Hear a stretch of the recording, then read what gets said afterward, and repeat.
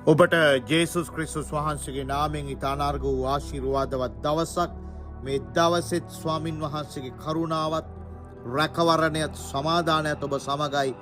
ජේසුස් ක්‍රිස්තුස් වහන්සේගේ නාමයෙන් හලලූයා. දෙවියන් වහන්සේ ජීවමානයි, ශුද්ධයි, බලවන්තයි. උන්වහන්සේගේ උතුම් වූ කරුණාවෙන් තමයි ඔබ ජීවත් වෙන්නේ. උන්වහන්සේ ලේවරට ස්තුති කරනවා. උන්වහන්සේ අපිට තවත් ඉතා අලංකාර වූ දවසක් දීලා තිබෙනවා. දෙවියන් වහන්සේ ඔබට උන්වහන්සේගේ ජීවන හුස්ම දීලා තිබෙනවා. ඉතින් ඒ හුස්ම ඔබ තුල ක්‍රියා කරන නිසා මේ උදෑසන කියන්න පියාණන් ඔබට ස්තුතියි. පියාණන් ඔබට අනේක වරක් ස්තුතිවන්ත වෙනවා මේ දවස මට දුන්න නිසා. ඔබ උන්වහන්සේට ස්තුති දෙමින් ඔබගේ දවස ආරම්භන්න. ස්තුති දෙමින් ඔබගේ දවස අවසන් කරන්න. ස්වාමින් වහන්සේ විශ්වාසවන්ත වෙන්න ඔබගේ ජීවිතේ. අපි ඒ දිනෙත් බැලුවා උන්වහන්සේ කඳ උඩ දේශනාවේ උන්වහන්සේ කර ප්‍රකාශ. උන්වහන්සේ තම ගෝලයන්ට උගන්වමින් තමයි මේ කාරණා කිව්වේ. දැන් අද අපිටත් ඉගෙන ගන්න සෙනඟක් ලෙස අපි ඉගෙන ගන්න ඕන පළමු දේ තමයි අපි ක්‍රිස්තුස් වහන්සේ තුල ගමන් කරන ජීවිතය. අපේ ජීවිතයට ඇප්ලයි කරන්න, අපේ ජීවිතයට අදාළ කරගන්න, එදිනෙදා ජීවිතයට අදාළ කරගන්න කාරණා උන්වහන්සේ තුලින්. ඉතින් මේ දවසේ අපි බලනවා මත්තෙව් සුභාරංචියේ 5 වෙනි පරිච්ඡේදයේ 5 වෙනි පදය මේ දවසේ මේ ස්ථානයේ උන්වහන්සේ ප්‍රකාශ කරනවා මොලොක් ගුණ ඇත්තෝ ආශිර්වාද ලද්දෝය මක්නිසාද ඔහු පොළව උරුම කර ගන්නෝය කියනවා. මොලොක් ගුණ ඇත්තෝ ආශිර්වාද ලත් මිනිස්සු.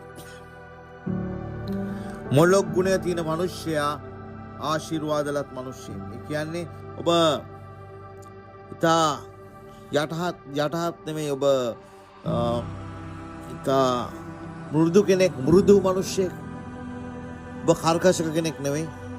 අන්නේ වැනි මිනිස්සයා ආශිර්වාදලත් දෙක කියලා බයිබලයේ කියනවා. ඔබ කරුණාවන්ත කෙනෙක්. ඔබ අන් කෙනෙකුට අනුතරක් කරන්න බල කෙනෙක් නෙමෙයි. ඔබගේ මුරුදු ආත්මයක් ඔබට තිබෙනවා. අන් මිනිසෙක් සනසන්න පුළුවන් කෙනෙක් ඔබ. ඔබ හඬන කෙනෙක් සනසන මිනිසෙක්ද? ඔබ පමණට වඩා උසස් කරගන්න කෙනෙක්ද? ඔබ යටහත් කියන්නේ ඔබ මුරුදු ආත්මයක්, ඉතා අලංකාර ජීවිතයක් ඔබ ගත කරන්න උත්සාහ කරන මිනිසෙක්ද? උන්වහන්සේ කියනවා ඔබ අන්නෙවැනි මිනිස්සු ආශිර්වාද ලද්දෙක්. මක්නිසාද ඔහු පොළව උරුම කරගන්නවා. ආමේන්. ඔබ දන්නවා දෙවියන් වහන්සේගේ මැවිල්ලේදී උන්වහන්සේ මේ පොළව තුල හැම අලංකාර දෙයක්ම තබලා තිබෙනවා. එම නිසා මේ පොළව උරුම කරගන්න, මේ පොළවේ සඵලවත් වෙන මිනිසෙක් නම් ඔබ මුරුදු මිනිසෙක් වෙන්න ඕන. මොලොක් ගුණ ඇති. ඔබගේ හොඳ ගතිගුණ තිබෙන ජීවිතය. යහපත් දේ. ඔබට අන් මිනිසෙක්ගේ බැනුම් අහන දේවල් නෙමෙයි. ඉතින් හොඳ මොලොක් ගතිගුණ තිබෙන්න ඕන. අන් මිනිසෙකුට කරුණාවන්ත වෙන්න ඕන. අන් මිනිසෙක් සනසන මිනිසෙක් වෙන්න ඕන. ඔබ අන් මිනිසෙක් රිදවන කෙනෙක් නෙමෙයි. අන්න උන්වහන්සේ කියන මොලොක් ගුණ ඇති මිනිසෙක් නම් ඔබට මිනිසෙක් තේරුම් ගන්න පුළුවන්. මිනිසෙගේ දුකක් තේරෙනවා. ඔබට පුළුවන් මිනිස්සුගේ ජීවිතය සනසන්න ඔබගේ වචන තුලින්. අන්න මොලොක් ගුණ ඇති මිනිසයා ආශිර්වාද ලද්දෙක්. මක්නිසාද ඔහු පොළව උරුම කරගන්නවා කියලා බයිබලයේ කියනවා. අද වෙනකොට සමහර මේ වචන අසන කෙනෙකුට පොළවේ ඉඩමක් නැතුව ඇති. ඔබට කියලා ස්ථානයක් නැතුව ඇති. නිවසක් නැතුව ඇති. නමුත් මේ වචනේ කියනවා ඔබගේ ජීවිතය වෙනස් කරගන්නකොට ඔබ සියල්ල ඔබට සියල්ල උරුම වෙනවා ජීවිතේ. උන්වහන්සේ බොහෝ දේවල් ඔබගේ ජීවිතේට එකතු කරන්න යනවා. පොළවේ ශාස්ත්‍රීයත්වය ඔබ භුක්ති විඳින්න යනවා.